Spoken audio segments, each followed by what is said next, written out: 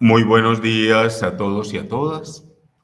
Vamos a dar inicio entonces a la clase de Introducción al Derecho del grupo D1-DA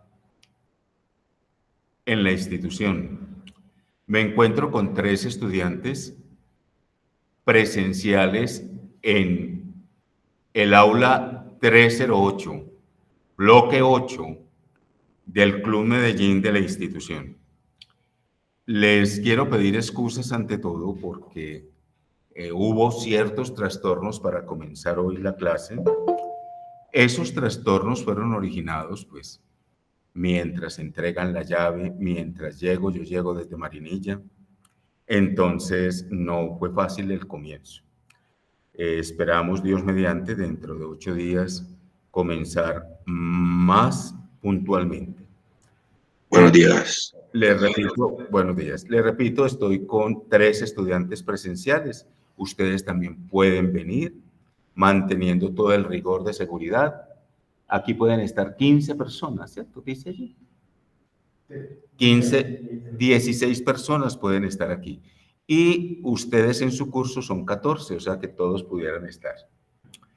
Yo hice el esfuerzo de comenzar hoy la clase desde acá, porque sabía que venían algunos estudiantes y me consideraría muy desleal yo estar desde mi casa presentando la clase y ellos por aquí aguantando frío y abriendo la boca mirando a ver quién les da una explicación donde nadie da ninguna explicación. Bueno, eso fue lo que me hizo estar aquí y me da mucho gusto pues comenzar el curso con ustedes. Me dio mucha pena anoche, después de las 11 de la noche, enviarles los pormenores del curso, pero no había recibido la lista de ustedes. Sin la lista no se puede hacer nada. La lista se las adjunté en el WhatsApp. Esa lista es de 14 estudiantes y en este momento hay 10. No nos faltan sino 4. Tengan la plena seguridad que dentro de 8 días hay más. Dentro de 15 hay más, porque el curso va subiendo. Bueno, voy a saludar en primer lugar, pero hay 9 estudiantes aquí, hay 10 estudiantes aquí y hay 3 aquí. Casi tenemos el cupo completo, no nos falta sino 1. Bueno, en primer lugar voy a saludar a los estudiantes que están aquí conmigo. ¿Tu nombre? Valentina. Valentina Cabrera. Valentina Cabrera, ¿qué más hace usted? Yo trabajo. Ok, muy bien, bienvenida. ¿Tu nombre? Hans. H-A-N-S. Bueno, aquí hay un muchacho Hans. ¿Qué más hace Hans? En Medellín. Ok, bienvenido. ¿Y estoy con? Marlon Hurtado. Entonces estoy con Valentina, Hans y Marlon aquí en el aula. Saludo pues muy especialmente a los que están virtual. Saludo a Harrison Mosquera, a John Jairo López, a Liced Yolima Higuita, Marcela Giraldo, María José Moreno, Mario de Jesús Quiñones, Milton Bayona y Natalia Vergara y Paula Andrea Herrera. Ay, Ricardo Antonio. Bueno, Ricardo Antonio Agudelo Sánchez. Me da pues mucho gusto comenzar el curso con ustedes. El curso de Introducción al Derecho, como su nombre lo indica, es muy importante. Es toda la plataforma argumental, es toda la plataforma jurídica, es toda la plataforma conceptual. Esta clase está siendo grabada y monitoreada. Esta clase pasa a YouTube de aquí al miércoles y quedará propuesta en el ABA. Yo supongo que ustedes saben qué es el ABA. Yo les voy a repetir todo y ustedes pregunten, están en todo su derecho de preguntar cuando no comprendan o cuando el profesor no ha explicitado bien los conceptos. El ABA es una plataforma de la institución. Es una plataforma que tiene el mismo tiempo que tiene el programa de Derecho, 12 años. Esa plataforma Ustedes van a entrar en ella, vamos despacio, tampoco hay afanes. Esa plataforma, ustedes van a tener acceso a ella y en esa plataforma ustedes van a ver sus clases grabadas, el sílabus del curso. Ustedes tienen ahí el sílabus que yo se los pasé al WhatsApp. El sílabus quiere decir que usted tendrá la bondad. Profe, qué pena, yo le interrumpo, disculpe.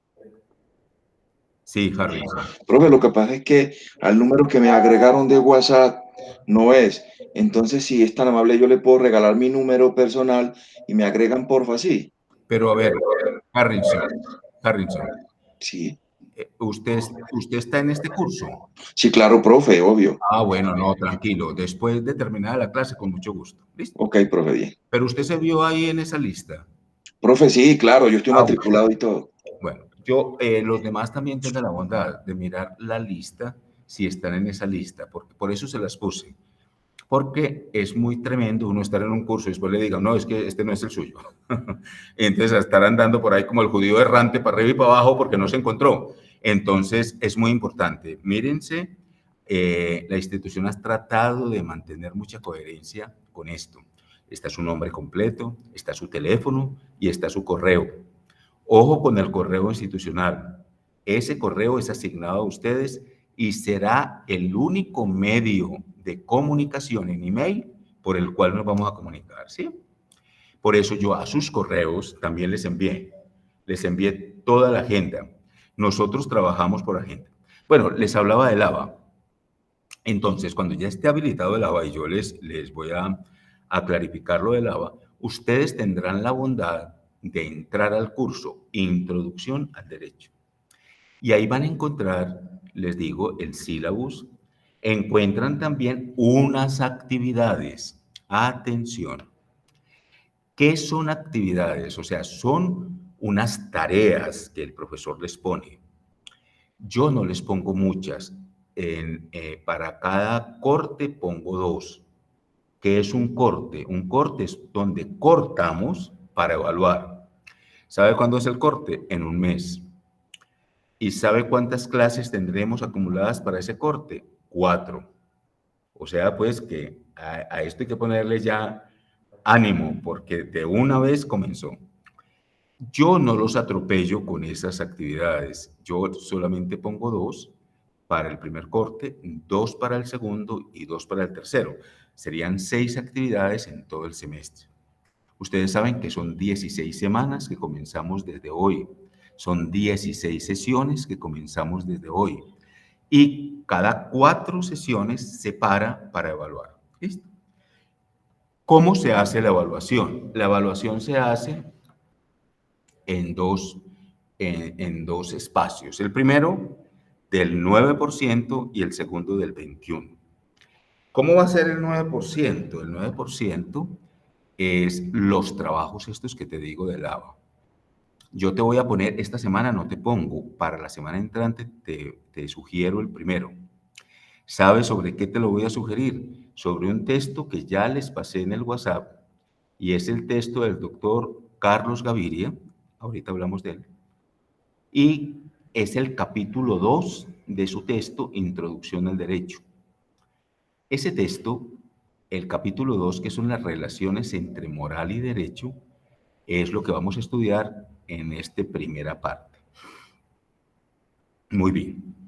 En el ABA también vas a encontrar esta clase que estamos grabando en este momento, la vas a encontrar en el ABA. La misma que yo subo a YouTube. ¿Por qué la subo yo a YouTube? Porque nosotros aquí en la institución tenemos un proyecto que se llama Telederecho. Telederecho es un proyecto que yo sugerí ya hace como 3 años y que lo vamos a mantener con mis cursos. Ya después te explico cómo es el asunto. Entonces, yo también te voy a explicar cómo va a ser el acceso a la plataforma de ABA para que no vayas a tener pérdidas. Miren, pregunten cuando no tengan claridad. Me preguntan en el ABA, me preguntan por donde quieran, ¿sí? En el correo. Si yo no le respondo de inmediato, le respondo. A ningún estudiante dejo sin responder. Eso sí, tenga la plena seguridad. Entonces, tranquilos y tranquilas, no se afanen que el curso comenzó y no vamos con carreras, pero sí a pasos firmes, ¿eh? Bueno, eso es lo primero. Lo segundo es que, ¿cómo trabajamos?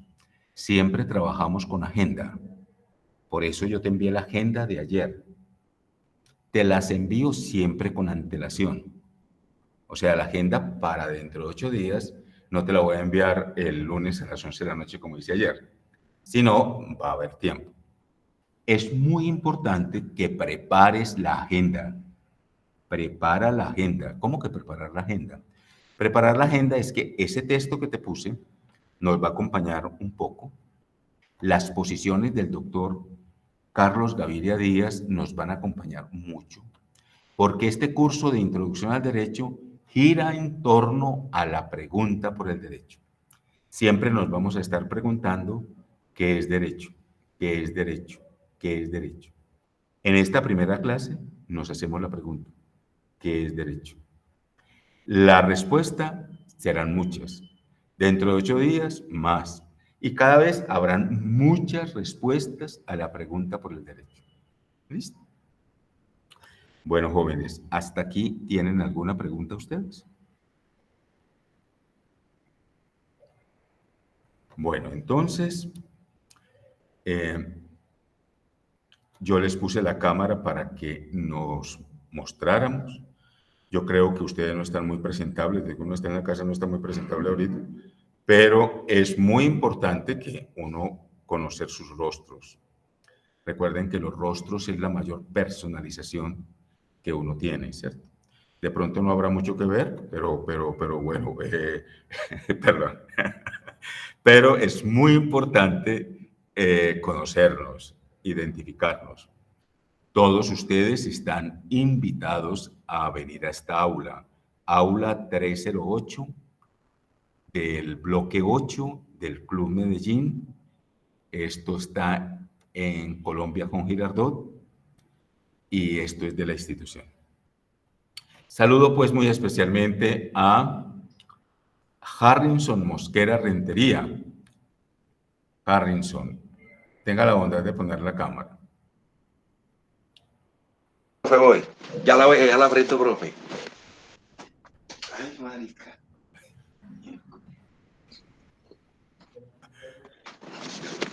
Pero yo la aprieto ahí, está sin camisa. Pero eso no es, Harrison, eso no es todos los días, es hoy por ser el primer día. Sí, profe, es que estaba sin camisa, profe, qué pena. Ay, anda en bola este muchacho. Primera vez que voy a la universidad en pelota. ¿Dónde está? ¿Dónde está ahora? Profe, estoy aquí en mi apartamento. ¿Pero en Medellín? Sí, claro, yo vivo acá en Medellín, profe. Bueno, Harrison, ¿y a qué más se dedica? Profe, no, yo soy contador público de la misma universidad, trabajo como administrador de una empresa, hago deporte, de todo un poquito, profe. Ah, bueno, muy vital, Harrison. Bienvenido. Gracias, profe. Bueno, Harrison. Ya puede apagar, Harrison.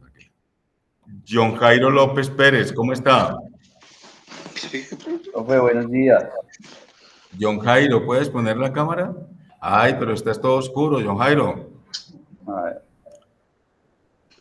Ahora ya veo las facciones de tu rostro. ¿Cómo te ha ido, John Jairo? Bien, profe, bien, gracias a Dios. ¿Dónde andas? ¿En Medellín? En Medellín, sí. ¿A qué más te dedicas? Yo trabajo en una empresa que se llama Colanta. Ah, muy bien. Bienvenido, John Jairo. Bueno, muchas gracias. Lizeth Yolima Higuita. Lizeth, ¿cómo está? ¿No tienes volumen en tu micrófono? Listo. ¿Cómo te ha ido? Bien, gracias a Dios. ¿Estás en Medellín? Sí, ¿A qué te dedicas más? yo trabajo en una escuela de uñas y soy auxiliar contable del centro. Bienvenido. Muchas gracias. Harrison, apaga el micrófono, por favor, Harrison. Ok. Marcela Giraldo, ¿cómo estás? Marcela, Buenos días. ¿tienes cam? Ya. Sí, por favor. Bueno, ¿Cómo estás? bien, ¿y usted? Muy bien. ¿Dónde te encuentras? En Medellín. ¿Y a qué más te dedicas? Bueno, soy jefe del departamento de operativo y siniestros de una empresa de transportes. Además, soy pues como también asistente de gerencia y desempeño pues como otras labores de trámites, pero eso sí ya es como un trabajo independiente. No tenés plata. Es que más plata tenés aquí, carajo. No, ya quisiera yo. Bienvenida, Marcela, bienvenida. Bueno. María José. Buenos días, profe. Yo hablo muy duro, yo hablo muy duro. Cierra la puerta. Marcela, ¿cómo estás? ¿Cómo te va? Estoy saludando a María José, ¿cierto? María José, ¿cómo estás? Bien, ¿y usted? ¿Dónde te encuentras? En Medellín. ¿Y a qué más te dedicas, María José? Soy manicurista. Muy bien, María José, bienvenida al curso. Muchas gracias. Mario de Jesús. Mario de Jesús. Marcela. Buenos días con todos. ¿Qué más, Mario? Muy bien, ¿y ustedes qué tal? ¿Dónde Acá te en Medellín. encuentras? ¿Dónde te Robledo, encuentras? ¿Y a qué más te dedicas? docente. Bueno, Mario, bienvenido, bienvenido. Gracias, profe, y a todos los compañeros. Ok. Milton Bayona. ¿Qué más, Milton? Marcela, apaga el micrófono, por favor.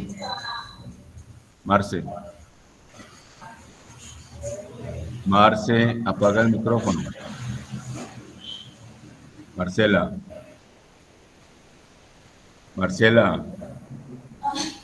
Hola.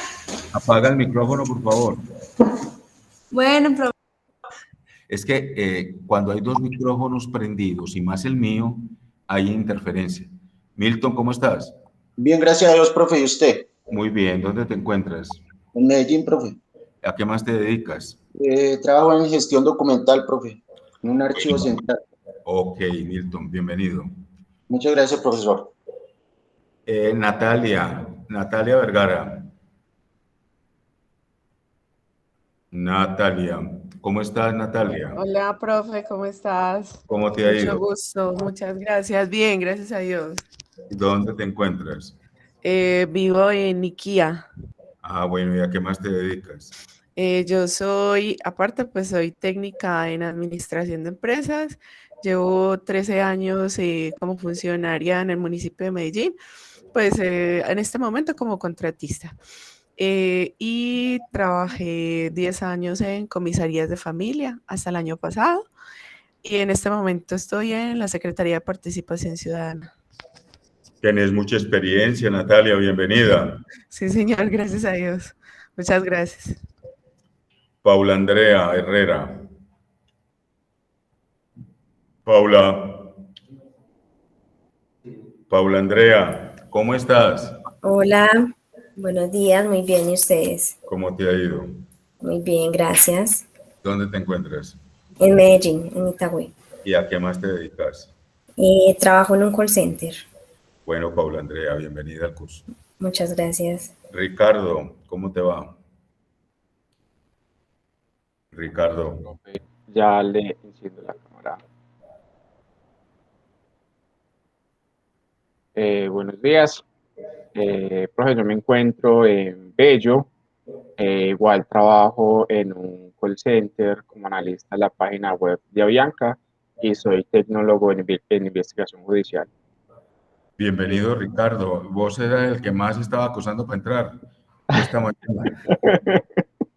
Y yo desesperado porque todavía no había llegado aquí. Lo que pasa es que yo vengo desde Marinilla y tremendo es el tráfico aquí, es un caos.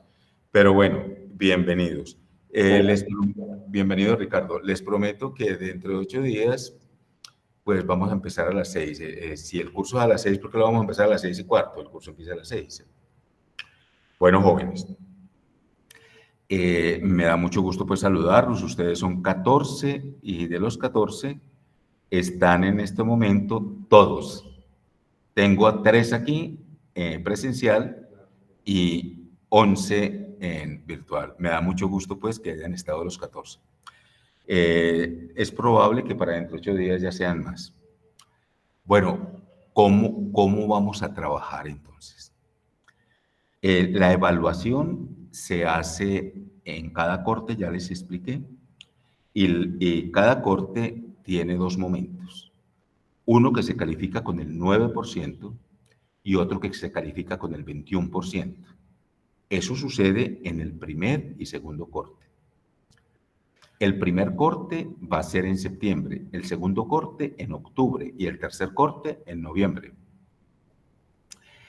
El tercer corte sí varía, el tercer corte es el que vale más, entonces es un 12% y un 28%.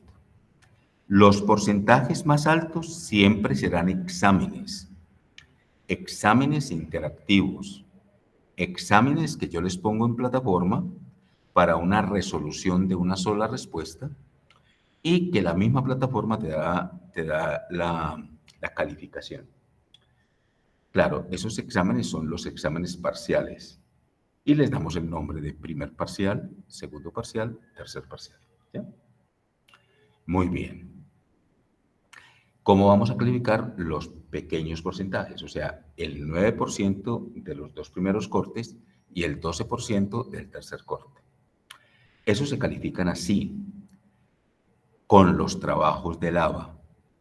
Entonces, este 9% del primer corte se va a calificar con trabajos de Lava.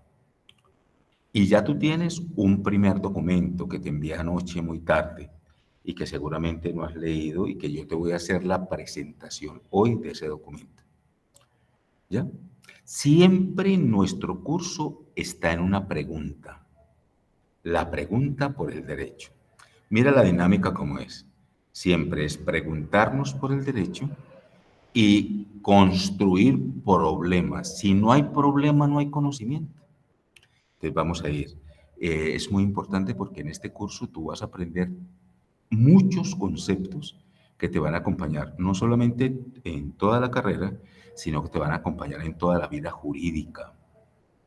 Tú hiciste o tienes una decisión de estudiar Derecho, y estudiar Derecho en un momento importante de tu vida, en un momento histórico, diría yo, histórico de la vida, cuando uno decide, voy a estudiar Derecho. En Medellín, la mayoría no todos, ustedes están en Medellín. Medellín tiene muchas facultades de Derecho, pero ninguna como esta. Ahorita les hablo un poco de dónde entraron a estudiar y para que estén más seguros todavía. Estudiar Derecho hoy, en el 2021, y estudiar Derecho en Colombia tiene unas particularidades que no las tiene si nosotros estuviéramos en Ecuador, o si estuviéramos en Perú, o si estuviéramos en Bolivia, o en Centroamérica. Hay unas particularidades de estudiar Derecho en Colombia únicas. Colombia es uno de los países de las Américas con más abogados. Pero también Colombia es uno de los países de las Américas con más leyes. Y Colombia es uno de los países de las Américas con más corrupción en la ley. Entonces, esas 3 particularidades te van a llevar a ti al entendimiento de eso que es derecho. Fíjate la particularidad de Costa Rica. Costa Rica es un país mucho más pequeño que nosotros. Y tiene tantos abogados, tantos. Pero Costa Rica goza de unas particularidades únicas que no vamos pues aquí a hacer cátedra de Costa Rica. Se los recomiendo para unas vacaciones cuando pase la pandemia. Es delicioso, oiga, delicioso. Mucha gente que ha tenido problemas políticos aquí está asilado en Costa Rica. Es uno de los mejores vivideros, para que sepa. Mejores vivideros. No habla plata. Plata no hay, pero al menos se vive, ¿cierto? Es como Ecuador. Allá plata no hay, pero al menos se vive. Y con tranquilidad, al menos. Con tranquilidad. Con mucha tranquilidad. Bueno, jóvenes, en cualquier momento de esta exposición, ahí tienen ustedes una manito. Esa manito es que ustedes pueden levantar la mano e interrumpir, pero no es mal interrumpir, sino interrumpir la exposición y yo con mucho gusto le cedo la palabra. ¿Eh? Ahí tienen la manita. Bueno, entonces, ya les hablé cómo evaluamos. Hay una particularidad también, la institución siendo una institución... Marce, ¿vas a preguntar algo o apaga el micrófono? Profe, es que se prende solo. ¿Se prende solo? No, querida, está hechizado ese micrófono. ¿Ah? Un conjuro. Profe, usted la puede bloquear. No lo hago porque allá es. Ojo pues con esas cosas, es un espíritu maligno que se está entrando ahí en el asunto. Oiga pues, la institución, siendo una institución tan joven, tiene cada año 2 congresos, un congreso nacional y un congreso internacional. El mayor programa que tiene la institución, tanto en Barranquilla, en Montería como en Medellín, es Derecho, donde más estudiantes hay. Por lo tanto, los estudiantes de Derecho son los que llevan la directriz de esos congresos. Ahora en noviembre es el Congreso Internacional, el CID. En ese congreso, qué bueno que ustedes participarán, aprenderán mucho, vienen congresistas internacionales, las temáticas son diversas y los profesores participamos con ponencias y con estudiantes que están en nuestros semilleros. ¿Listo? Bueno. A ese efecto, los estudiantes que participen en el congreso pues tendrán una retribución en los cursos, es lo más normal, ¿cierto? Ya después hablaremos de eso. Apenas estamos en agosto, aunque dentro de poquito, Olímpica dice que ya estamos en diciembre y antes de terminar el mes y comenzó, ya les huele a diciembre y tremendo. Bueno, muy bien. Jóvenes, vamos entonces al primer tema del curso. Vamos a ponerle mucho cuidado al primer tema. Yo sí me les presenté, todos se presentaron y yo no me presenté. Yo soy José Antonio García Pereáñez. Estoy en esta institución desde que comenzó el programa de Derecho hace 12 años. También estoy vinculado a la Universidad de Antioquia, donde me formé y allá me quedé. También trabajo allá en Derecho, en Bioderecho. Tengo más de 40 años de ejercicio. No van a creer que el mejor, sino uno de los peores, porque he cometido muchos errores y uno no quisiera que sus estudiantes cometieran esos errores. Por eso, pónganle mucho cuidado al curso, porque es un curso también muy existencial, que parte de los errores que hemos cometido y sobre todo que a mí me han tocado las 3 vertientes del derecho, que es muy importante que ustedes las tengan, los 3 cambios sustanciales que el derecho ha tenido en Colombia, no solamente el paso de la Constitución del 86 a la Constitución del 91, sino todo lo que ha sucedido en Colombia después del año 2006, con la reforma a la justicia, con el bloque de constitucionalidad, con el paso del Estado de Derecho al Estado social de Derecho. Y todos esos conceptos son muy importantes para que ustedes puedan tener un asidero, puedan tener una fundamentación, puedan tener una claridad teórica en relación con el derecho. Bueno, sí, pues también hemos estudiado pues en el orden del derecho y del derecho internacional. Y bueno, yo no hago una exposición de la hoja de vida, si la quieren buscar está en Google. Bueno, jóvenes, vamos a comenzar pues el primer tema. El primer tema es la relación derecho-moral. Como bien lo vieron, no vamos a leer todo el libro, vamos a leer el capítulo 2 del libro. ¿Quién fue Carlos Gaviria Díaz? En primer lugar, para mí es un personaje que admiré mucho, fue mi profesor. No solamente lo admiré, sino que lo quise mucho. Absolutamente contrario a sus ideas políticas, yo no sé qué fue lo que le pasó a él pues, después, pero muy contrario a sus ideas políticas, pero muy afín a su aspecto constitucionalista. Carlos Gaviria fue profesor en la Universidad de Antioquia muchos años, después fue decano de la facultad también muchos años, en los tiempos pues aquellos duros. No es que estos sean mejores, pero esos fueron tiempos muy duros. Jubilado en la Universidad de Antioquia, fue presidente, uno de los primeros presidentes de la Corte Constitucional de Colombia. Yo diría que el periodo más fecundo de la Corte Constitucional de Colombia fue cuando Carlos Gaviria fue su presidente.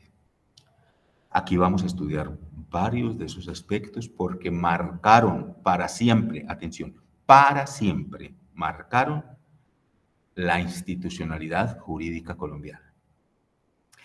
Ese giro que yo les estoy hablando del Estado de Derecho al Estado Social de Derecho, en gran medida se le debe a Carlos Gaviria Díaz. Y por eso vamos a estudiar esos giros.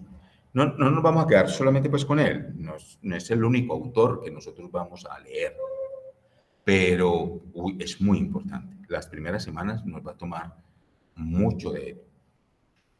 Yo no voy a hablar de sus ideas políticas, yo realmente no sé qué fue lo que le pasó al final y lo respeté mucho, mucho. Pero su final, los que lo conocimos tanto decíamos que era su noche oscura, pero al final ustedes todos conocerán qué fue lo que pasó ya al final con su vida. Bueno, Carlos Gaviria Díaz fue antioqueño, de Sopetrán, Antioquia, y aunque ustedes van a ver muchas de sus escritos, sobre todo los escritos del final de la vida, pareciera como los de un hombre que no fuera creyente, su familia era muy creyente. Imagínense que él fue sobrino de un obispo, uno que fue arzobispo de Barranquilla, Monseñor Germán Villa Gaviria, hermano de su mamá. Y sus hermanas, sus propias hermanas, eran casi todas monjas y sus tías.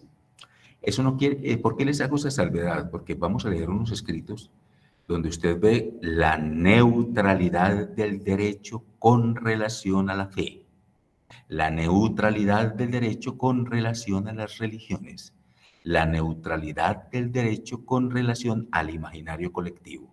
Por eso hago esa salvedad, no es contando pues anécdotas, sino hago esa salvedad. ¿Por qué para Carlos Gaviria Díaz fue tan importante la pregunta por el derecho en la relación derecho-moral? ¿Por qué fue tan importante? Vayan haciéndose esa pregunta. ¿Por qué para él fue tan importante esa relación?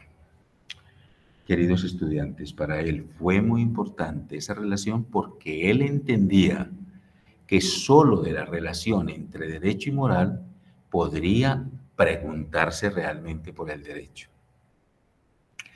Jóvenes, no hay derecho sin moral, pero el derecho y la moral es como una carrilera del tren.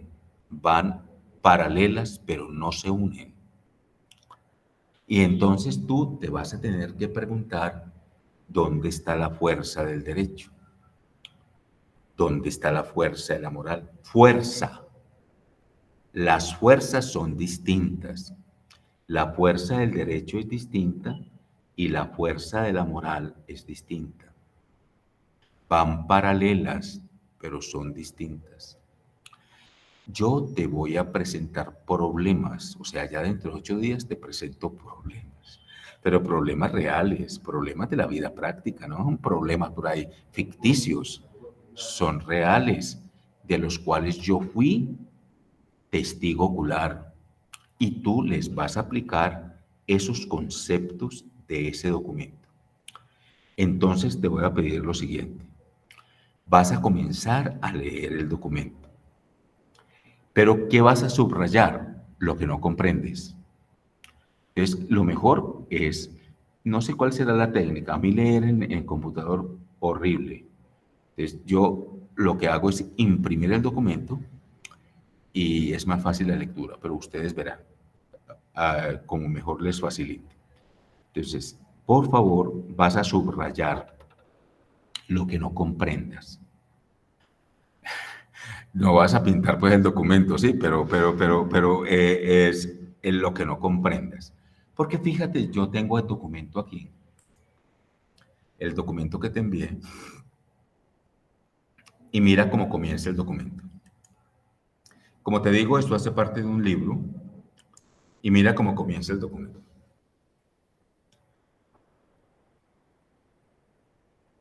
Dice, moral derecho. Y de entrada te dice, mira, hay un problema. ¿Qué es un problema? Un problema es una situación que que hay una dificultad. Hay una dificultad de comprensión. No tener susto de esos problemas. Siempre vamos a trabajar con problemas, porque siempre hay problemas. Antes de comenzar un poquito del texto, te voy a presentar un problema que te va a hacer afín. Y son de los problemas, de los casos que yo te voy a dar. Ponle mucho cuidado, pues, que no es un caso estúpido, no es una situación adversa o ficticia. Y son situaciones que ya uno, pues, duelen porque son situaciones de Medellín, son situaciones de la ciudad de uno, y son situaciones donde uno dice, uy, algo nos está pasando. Vas a ponerle mucho cuidado al problema que te voy a enunciar. Es un problema que ya tuvo resolución, ya se resolvió, pero se resolvió mal. Aprende esto. Una cosa es un problema, otra cosa es un dilema y otra cosa es un conflicto. No es lo mismo un problema, un dilema y un conflicto. Esto que te voy a hablar es un dilema. Los dilemas se resuelven mal, siempre se resuelven mal. Se resuelven, pero mal. Los problemas se pueden resolver o bien o mal. Los conflictos, por lo regular, siempre se resuelven bien. Un conflicto no se resuelve mal. Lo que te voy a hablar es un dilema. Ponle mucho cuidado. Esto sucedió antes de la pandemia y sucedió en un barrio alto de Medellín, en Carpinelo. Una señora, 38 años, madre, cabeza de familia, no hay papá. Y no vamos a preguntar por él, porque cuando no hay papá, no hay papá. Y tenía 2 hijos, o tiene 2 hijos. En aquel entonces el muchacho no había cumplido 14 y la niña tenía 12. O sea, tenía 2 adolescentes, estudiantes, por ahí mismo en ese barrio. La señora trabajaba en unas confecciones. Ustedes saben, Medellín, lo que se ufana de la moda, ¿cierto? Pero la moda de Medellín se hace con sangre. Las señoras que trabajan en esas confecciones no solamente son humilladas todo el día, estar sentadas en una máquina y trabajando bajo presión, sino mal pagadas e ultrajadas en su dignidad. Esta señora tenía que estar allá a las 6:30 de la mañana. Por lo tanto, a sus hijos les tenía que dejar la comidita preparada, el desayunito y el almuerzo. No se podía despedir de sus hijos porque salía oscuro y volvía oscuro. En un barrio alto para subir allá, imagínense. Entonces los muchachos se levantaban, se arreglaban, desayunaban y se iban a estudiar. Regresaban después de mediodía, almorzaban, calentaban, pues almorzaban y hacían siesta. Pues qué más va a hacer uno solos en la casa, sin mamá, sin papá, hacer siesta. En una siesta de esas, como dice la escritura, se conocieron. La niña quedó embarazada de su propio hermano. Esa señora va a tener que pedir permiso en el trabajo con todas las dificultades. Lleva a la niña al médico porque la niña se siente mal. Y el médico confirma que la niña está embarazada. Embarazada de su propio hermano. Ahí hay un problema moral que no se resuelve, atención. Por lo tanto, es un dilema, ¿cierto? ¿Cómo ve la mamá a su hijo como un monstruo? Y ese muchachito también es una víctima. Ojo. El Instituto de Bienestar Familiar pues tiene que llevarse el muchacho porque la mamá no quiere ver ese hijo en la casa. Pero el médico, aquí es donde está el dilema. El médico, cuando se da cuenta de esa situación, que la niña está embarazada, 12 años y embarazada de su propio hermano, lo que dice el médico que es inapropiado, pues el médico no tiene que decir eso. El médico dice, la niña se puede emancipar, oiga el término, la niña se puede emancipar. ¿Qué es eso? ¿Qué es emancipar? Estudiantes de Derecho, ahí viene el primer concepto. ¿Qué es emancipar? El derecho civil colombiano tiene el concepto de emancipar. Emancipar sería que la niña, a sus 12 años, la madre renunciara a la patria potestad, la niña quedara sin la patria potestad de su mamá a los 12 años y acompañada del Instituto de Bienestar Familiar, invocara una de las 3 condiciones de la despenalización del aborto en Colombia, asegurada en los derechos sexuales y reproductivos de la mujer presentados en el bloque de constitucionalidad, y entonces la niña abortara, habiendo abortado, regrese al tutelaje de su mamá. Si están escuchando eso tan tremendo. Oigan pues, ¿por qué conocí yo ese caso? Porque el médico les decía que impropiamente fue el que sugirió, los médicos no pueden interferir en ese asunto.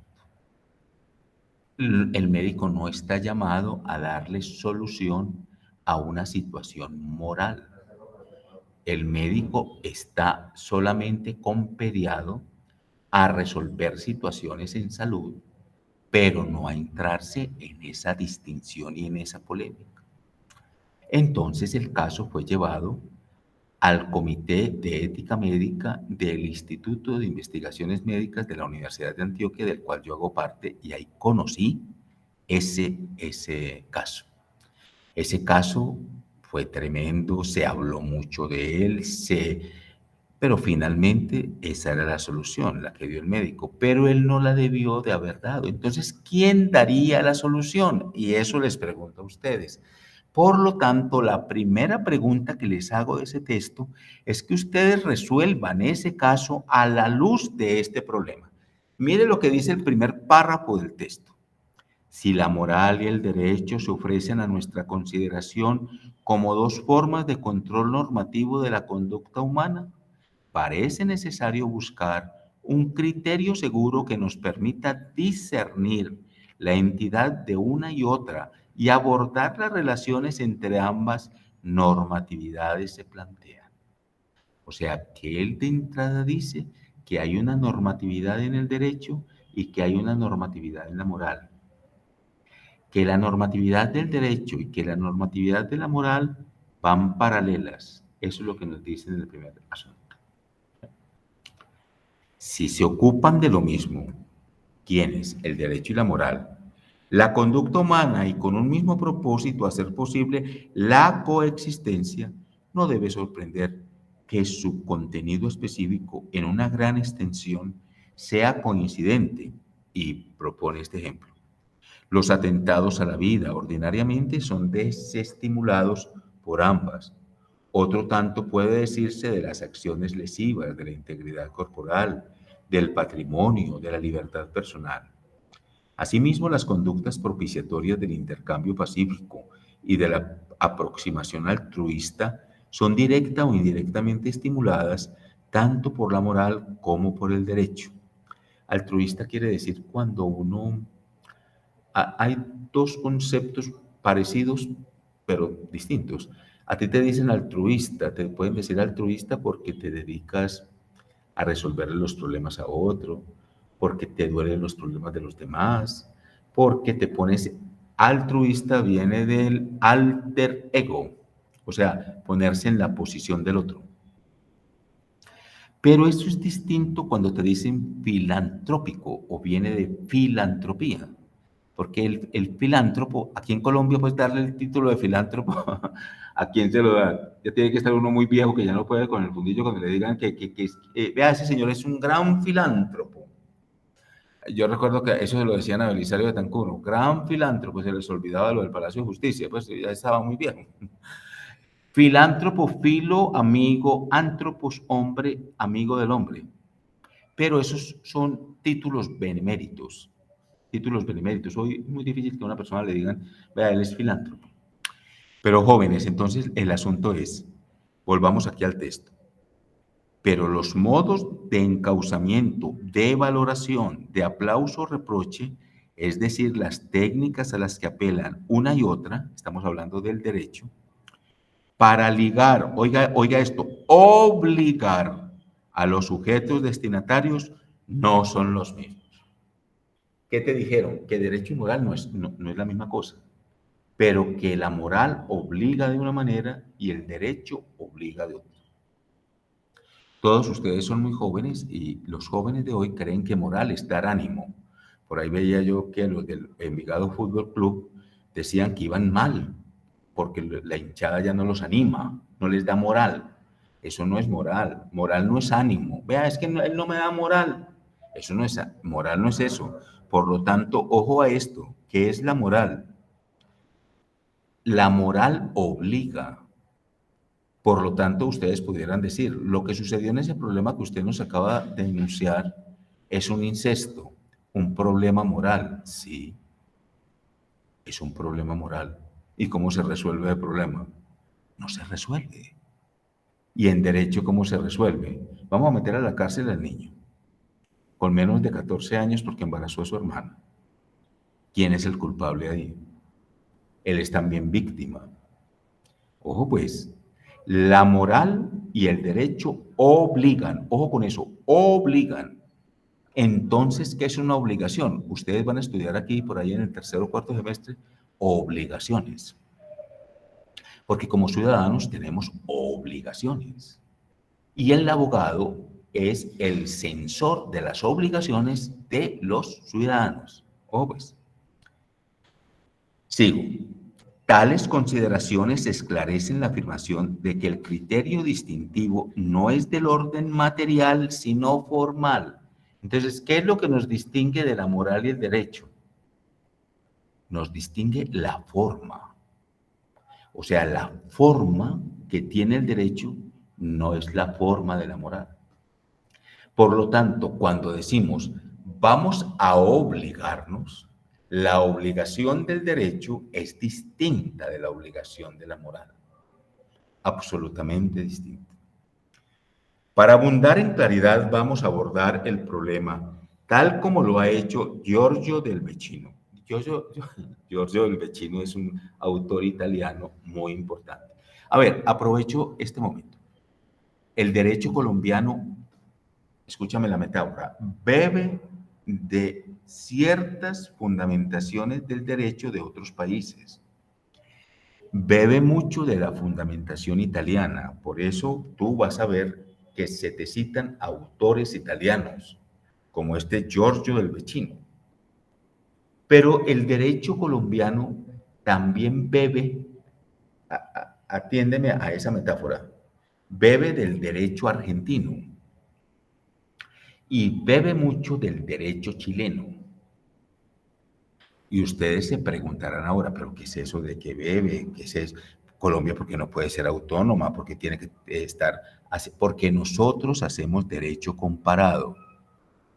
Y valga la pena decirte esto en este momento, y lo voy a repetir muchas veces.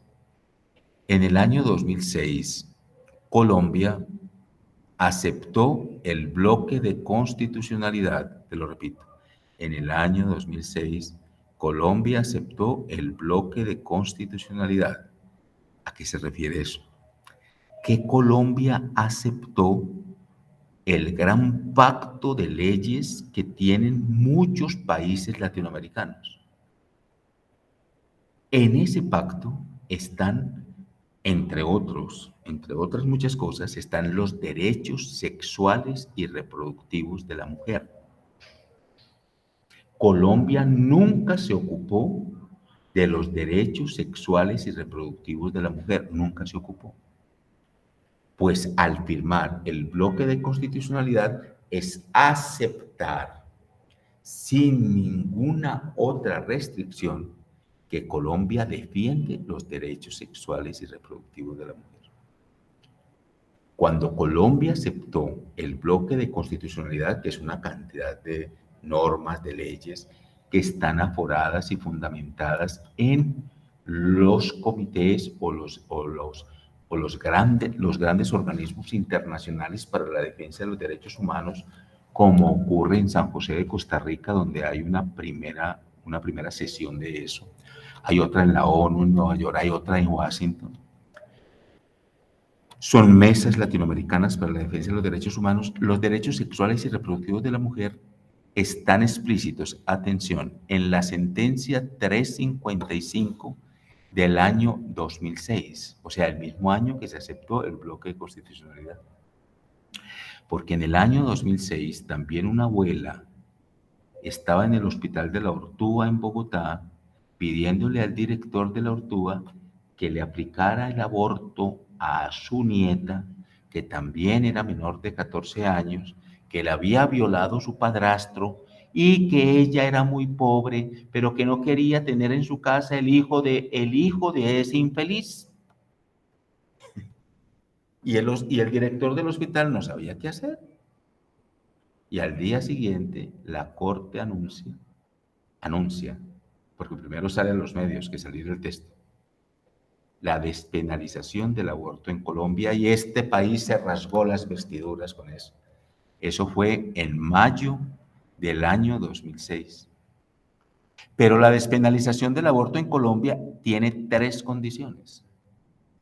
La primera por violación, la segunda por malformación y la tercera porque esté en peligro la vida de la madre. Por lo tanto, del caso que yo te propuse, se invoca la primera por violación. Pero, queridos estudiantes, atención. Esto en este caso de esta niña, que es tan evidente, el caso pues del dilema que te presento. Pero hay otro. Una señora se puede acercar a una inspección de policía. Señor, ven un acta que voy a ir a abortar porque fui violada. ¿A esa señora se le van a hacer exámenes? A ver si lo que está diciendo es cierto. No, no y no. Se le cree. Ahí está en función un primer principio donde se encuentra la moral y el derecho. Se le cree. Y esa credibilidad no está sujeta de ninguna manera a que ser corroborada. Ojo pues. Esa misma sentencia, la sentencia 355 del año 2006, que despenaliza el aborto, trae 2 acápites supremamente importantes para nuestro estudio. El primero, esa sentencia desarrolla un concepto que se llama abjurar en conciencia. ¿Cómo se llama el concepto? Abjurar en conciencia. Con B, abjurar en conciencia. ¿Quién en Colombia puede ser objeto de la abjuración en conciencia? En Colombia, de abjuración en conciencia es el médico. Atención, el médico. Y en algunos casos, los abogados, pero solamente en unos casos. Por lo tanto, los 2 profesionales que abjuran en conciencia son médicos y abogados. ¿Cómo así? Ningún médico puede ser obligado a un procedimiento que constriña, dañe, permee sus principios morales. ¿Cómo así? Si el médico se siente compelido, violado en sus principios morales, no está obligado a ningún procedimiento. ¿Cómo cuáles? Ese del aborto, o el de la eutanasia, o el del suicidio asistido, o el de la maternidad subrogada, entre otros. Hay muchos. ¿El abogado cuándo? El abogado cuando puede suceder al abogado cuando son abogados de oficio, les entregan un caso y donde el caso advierte en carácter que él no puede defender. Ejemplo, defender a alguien que cometió incesto, por decir algo. Eso no está en mis principios. Seguramente ustedes escucharon a comienzos de este año que se rasgó las vestiduras cierta comunidad en Colombia porque en Cartagena 2 señoras se iban a casar y eligieron irse a casar en un juzgado, que ya se pueden casar en un juzgado, se pueden casar en una notaría, pues estas eligieron un juzgado. Y el juez se fue parando, aquí no se van a casar ustedes. Y cerró eso y váyanse, señoras, que aquí, mientras yo sea el juez, no se casa. Y el país dijo que eso estaba mal. No, que se vayan a casar a otra parte. Mientras ese juez, él decía, es que mis principios morales, está en todo su derecho. Que se vayan a casar a otra parte. Igual, él no está obligado a ese asunto. Y aquí se levantaron y pedían la cabeza del juez, por favor, pero no. ¿Por qué sucede eso, jóvenes, que les estoy hablando? Ahí hay un giro, ahí hay un cambio. Es el cambio del Estado de Derecho al Estado Social de Derecho. Ese es el giro que vamos a ir descubriendo, ese es el giro que vamos a ir proponiendo. Cuando Carlos Gaviria escribió este texto, todavía no vislumbraba las incidencias del Estado Social de Derecho. Porque el Estado Social de Derecho es una reflexión que hemos hecho nosotros después de la Constitución del 91, con la influencia del bloque de constitucionalidad, bueno, con muchas influencias, pero es una reflexión que hemos hecho. Recuerdan ustedes tal vez, hace ya algunos años, que un jugador del Junior mató a un hincha y que no fue a la cárcel y que el país, pues, incluso Pirri, que tenía en esos días un programa en RCN, pero vea, dejaron libre a ese homicida. Sí, el juez lo dejó libre con un trato. Siga trabajando y trabaje bastante para que sostenga los viejos que dejó huérfanos, papá y mamá, que ese muchacho veía por ellos. Ahora usted va a trabajar más para ver por ellos. Y se la puso dura, se la puso por el 50% del salario. Para indemnizarlos y para que ellos, si él lo mandaba a la cárcel, ellos se morían de hambre. Entonces, eso. Jóvenes, es que se acabó el derecho. ¿Se acuerdan Pirri? Yo me tengo muchos programas de Pirri grabados porque yo creo que con Pirri aprendimos mucho de derecho. No porque él sepa de derecho, sino porque se hacía las preguntas que todos los ciudadanos se hacen. Pero ¿qué es eso de que las leyes en Colombia son muy raras? Vea cómo lo dejó libre. Si ustedes ven noticieros, con ese caso de esa niña que se desaparecieron en Bogotá, que los padres los meten a la cárcel, que los sacan, que los vuelven a meter, que los vuelven a sacar, que la fiscalía, que ¿no han visto esa RCN como tiene ese asunto? Porque aquí en Colombia los medios, jóvenes, los medios responden a ciertos principios de moralidad. ¿Sí? Entonces, esas son las divergencias que son importantes acontecer y que esos problemas que ustedes van viendo ahí, miren, problemas. Son problemas no de transición, son problemas objetales que se mantienen y se mantienen en una línea directa. ¿Línea directa de qué? De objeción. ¿Línea directa de qué? De mantenimiento. ¿Línea directa de qué? De extremos. Son extremos. Y extremos, oigan jóvenes, no conciliatorios. La moral y el derecho no concilian. Hoy duro eso en el primer día de la clase, ¿no? La moral y el derecho no concilian. Es muy difícil que la moral y el derecho entren a conciliar. ¿Por qué? Por lo que acabamos de decir, son obligaciones distintas. Muy difícil que tú veas que la moral y el derecho van a conciliar. Pero la moral necesita del derecho. El derecho necesita más de la moral que la moral del derecho. Uy, durísimo, ¿no? El derecho necesita más de la aflusión de la moral que la moral del derecho. Estoy hablando mucho, me siento solo, me dejaron solo, nadie me dice nada. Profe, está súper entretenido, no te preocupes. Bueno, estos que tengo aquí tampoco dicen nada. Les veo la boca blanca del hambre también. Entonces, vamos hasta las 7:30, ¿cierto? Hasta las 7:30 para que tengan tiempo de irse a tomar un cafecito. Yo me voy a ir a tomar un cafecito con un pan enseguida. Estoy levantado desde las 4 de la mañana. Y me bañé. Yo supongo que muchos de estos no se han bañado. Mentira. Oiga, pues, vamos a seguir con la lectura en este asunto. Dice, para abundar en claridad vamos a abordar el problema tal como lo ha hecho Giorgio del Vecchino, desde la doble perspectiva del derecho histórico y de la sistematización teórica, poniendo el mayor énfasis desde luego en esta última y acudiendo a la primera de modo esquemático, con el solo objetivo de presentar el asunto tan esencial del modo más ilustrativo y satisfactorio que nos sea posible dentro de los condicionamientos de unas notas introductorias. Él sigue diciendo que es una nota introductoria.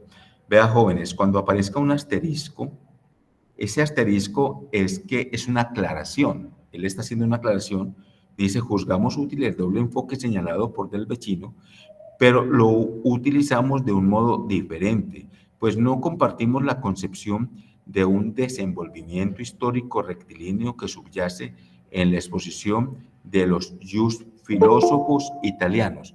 ¿Cómo así que jus filósofos italianos? Jus filósofos italianos quiere decir que ellos hacen una especie de filosofía de este asunto.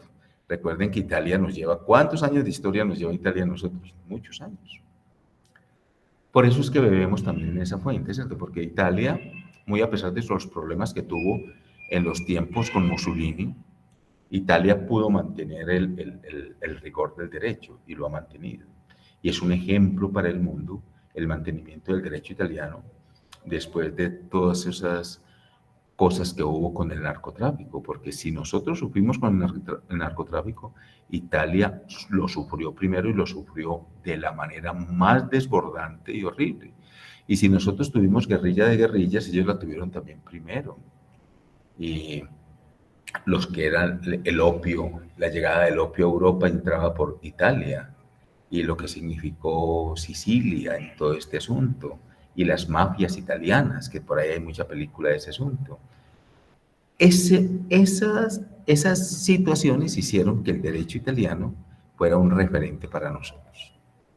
Bueno, voy a leer otro párrafo más. Y él dice que 3 fases posibles de la descripción fáctica. Descripción fáctica, vas a escuchar mucho en derecho el facto. El facto es el fenómeno, ¿no? En derecho hay unos fenómenos empíricos. Oye a las técnicas. Facto es un hecho. En derecho hablamos de facto, hablamos de hechos contundentes. Por eso, ante un hecho contundente, ante un hecho repercutivo desde la experiencia, el derecho concede el derecho. Pero si no hay un facto y no hay un hecho contundente y se quedan solamente en versiones, el derecho se abstiene. Entonces, ¿qué es facto? Facto es el hecho, facto es la contundencia. Ante la contundencia está la certeza. Con eso es que juega el derecho, ¿sí? Dice, en sociedades primitivas que desde luego pueden ser contemporáneas, donde las formas de organización política apenas se prefiguraban, no es dable distinguir nítidamente diversas modalidades de control normativo. Este encuentra su causa natural en la costumbre. Ojo a ese concepto, costumbre. Vas a ver lo importante que es y te va a acompañar siempre. Para el derecho, la costumbre es fuente de derecho. Niños, la costumbre es fuente de derecho. Nosotros vamos a estudiar a lo largo del curso una sentencia muy famosa, la sentencia C-224 de 1994, que se pregunta por eso.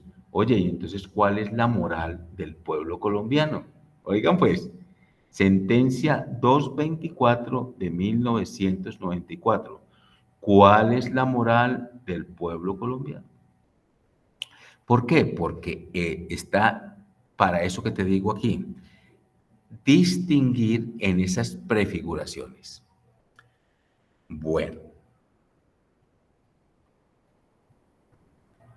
sin que sea fácil discernir las creencias míticas, consideraciones de utilidad derivadas de la experiencia y representaciones de eventuales castigos asociados a la conducta transgresora. Transgresora es una conducta contraria. Mira, transgrediste la ley, a la cárcel. La transgresión. Pero no solamente vamos a transgredir la ley, o sea, transgredir el derecho, también transgredimos la moral.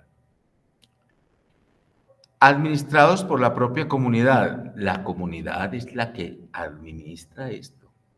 Oye, a través de órganos embrionarios y procedentes de instancias sobrenaturales y cuya existencia se da por supuesta religión, moral y derecho, se entreverán en un acervo amorfo es informa, de indudable capacidad controladora. Del vecino llama con acierto costumbre indistinta. Jóvenes, nosotros somos controlados por la moral y el derecho. Aquí nadie tiene acciones contrarias a la moral y el derecho. O sea, somos controlados por la moral y el derecho. Perdón. Y en la moral y el derecho hay unas acciones coexistentes ante los problemas. Vuelvo al problema que les enuncié. Bueno, y entonces, en ese problema que les enuncié, ustedes van a ver, para dentro de 8 días, ustedes van a traer de este texto, en ese problema que hay de moral y que hay de derecho, pero de este texto, ¿ya? Les sugiero un diccionario, hágase ese regalito, un diccionario de terminología en derecho. Temis lo tiene. Sí, un diccionario jurídico es que hay que tenerlo, ¿sabes? Si uno se gasta por ahí en una fiesta, en un parche, se gasta 250,000, 350,000 pesos en un parche un fin de semana, ¿cómo no gastarse en un diccionario de estos tan importante para mantener los conceptos? Qué pena yo hablarles así, pero de verdad, hágase el regalito, un diccionario de terminología en derecho. Les recomiendo uno muy bueno que tiene Temis y no es tan caro, pero es muy importante un diccionario porque a ti te vaya dando pues fundamentos para esto. Bueno, ya tienes una primera tarea, tienes un problema y un problema que vas a mirar, no a solucionar, ese problema no se soluciona, vas a mirarlo, mira, ¿qué tiene ese problema y qué relaciones veo en el texto? ¿Hasta dónde lees el texto? Todo para dentro de 8 días te lo vas a leer, pero sí quiero que hagas 2 cosas, por favor. Vas a subrayar del texto lo que no comprendas, o lo que usted no comprenda del texto lo subraya, pero también del dilema que te sugerí, lo vas a ver ese dilema a la luz de este texto, ¿ya? ¿Qué conceptos o qué situaciones de este texto puedes ver en ese problema? Esa es la tareita para dentro de 8 días. Espero que lean el documento, puedan identificar situaciones problemáticas en el documento, situaciones de difícil comprensión, porque es necesario también mirarlas, y dentro de 8 días las aclaramos en clase. Profe, disculpe. Dime. Una pregunta. ¿Será que me puedes repetir lo del diccionario de terminología en derecho, el que nos ibas a recomendar? Temis, se llama así, Diccionario de Terminología en Derecho de Temis. Temix. Temis es una editorial en derecho. Ok, gracias, profe. Por aquí en la playa, a ver, en la playa con Sucre hay librerías de Temis. Por aquí en el centro hay como 3 o 4 librerías de Temis. Gracias, profe. Bueno, esto fue todo por hoy. Profe. Dime, Harry.